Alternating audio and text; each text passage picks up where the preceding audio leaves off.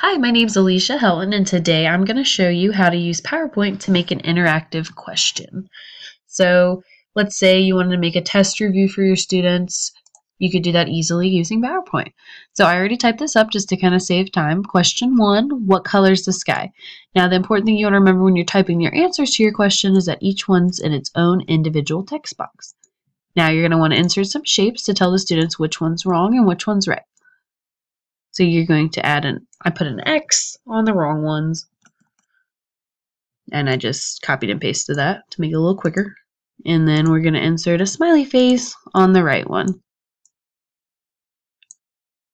Now you're going to want to add some animations to these.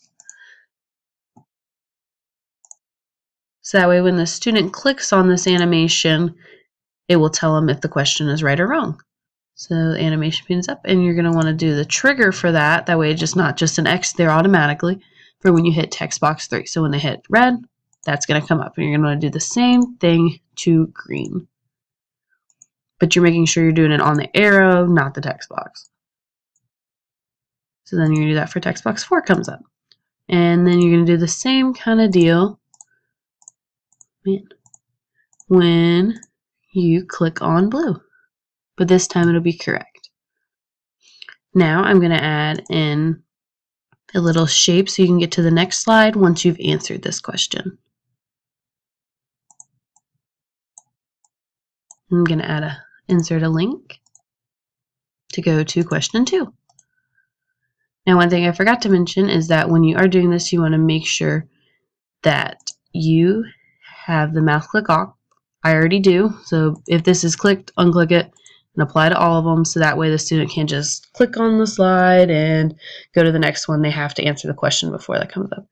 And then you're going to want to animate your arrow as well. That way your arrow is not just sitting there and then go to the next slide right away. So you're going to do appear, and you want the trigger of that one to be whichever one's your correct answer. In my case, it's text box 5, so I'm going to click text box 5.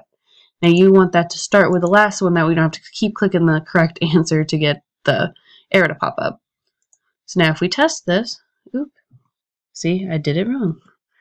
You want to make sure the animation is on the shape, not the actual text box. See, they're kind of close, so it gets a little tricky sometimes. So we're going to do appear, and we want that to click when we do text box 4. So now if we show it up big, the student will click on red. No, it's not red. No, it's not green, but it's blue. So yay, you got the link, and you can go to the next question. Now something else kind of cool that you could add in here when you have your question is you can add some hints. So you're going to do a text box, and I'm just going to type hint. Now you don't want that hint to stay up the whole time, so the hint will just be if they get the question wrong. So we're going to animate it so that it appears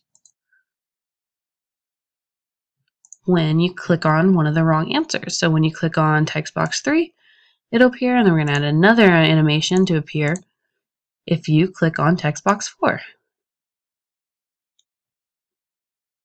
So then you want these to start with the previous again, so you're not just keep clicking to get the hint.